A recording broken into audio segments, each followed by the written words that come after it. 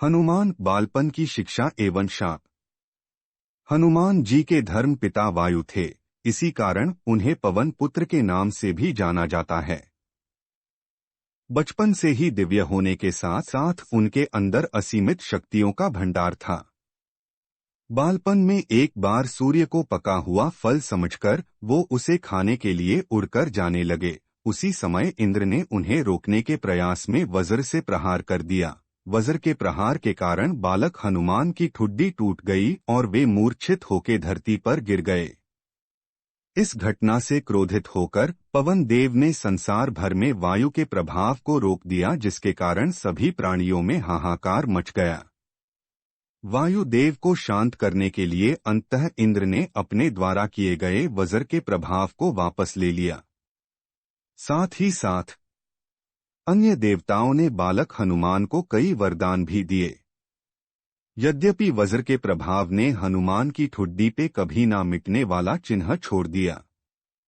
इसके उपरांत जब हनुमान को सूर्य के महाज्ञानी होने का पता चला तो उन्होंने अपने शरीर को बड़ा करके सूर्य की कक्षा में रख दिया और सूर्य से विनती की कि वो उन्हें अपना शिष्य स्वीकार करें। मगर सूर्य ने उनका अनुरोध ये कहकर अस्वीकार कर दिया कि चूंकि वो अपने कर्म स्वरूप सदैव अपने रथ पे भ्रमण करते रहते हैं, अतः हनुमान प्रभावपूर्ण तरीके से शिक्षा ग्रहण नहीं कर पाएंगे।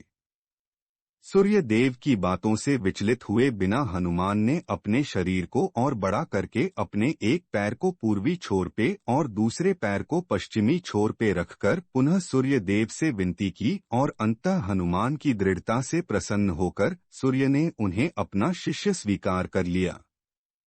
तदोपरांत हनुमान ने सूर्य देव के साथ निरंतर भ्रमण करके अपनी शिक्षा ग्रहण की। शिक्षा पूर्ण होने के उपरांत हनुमान ने सूर्य देव से गुरुदक्षिणा लेने के लिए आग्रह किया, परंतु सूर्य देव ने ये कहकर मना कर दिया कि तुम जैसे समर्पित शिष्य को शिक्षा प्रदान करने में मैंने जिस आनंद की अनुभूति की है वो किसी गुरुदक्षिणा से कम नहीं है।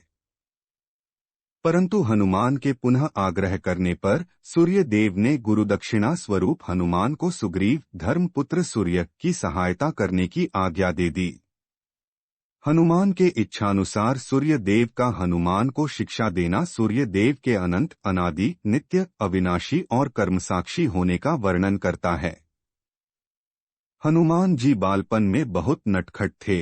वो अपने इस स्वभाव से साधु संतों को सताते थे और वो उनकी पूजा सामग्री आदि कई वस्तुओं को छीन झपट लेते थे। उनके इस नटखट स्वभाव से नाराज होकर साधुओं ने उन्हें अपनी शक्तियों को भूल जाने का एक लघु शाप दे दिया। इस शाप के प्रभाव से हनुमान अपनी सब शक्तियों को अस्थायी रूप से भूल जाते थे और पुनः किसी अन्य के स्मरण कराने पर ही उन्हें अपनी असीमित शक्तियों का स्मरण होता था। ऐसा माना जाता है कि अगर हनुमान शाप रहित होते तो रामायण में राम रावण युद्ध का स्वरूप न्यारा ही होता।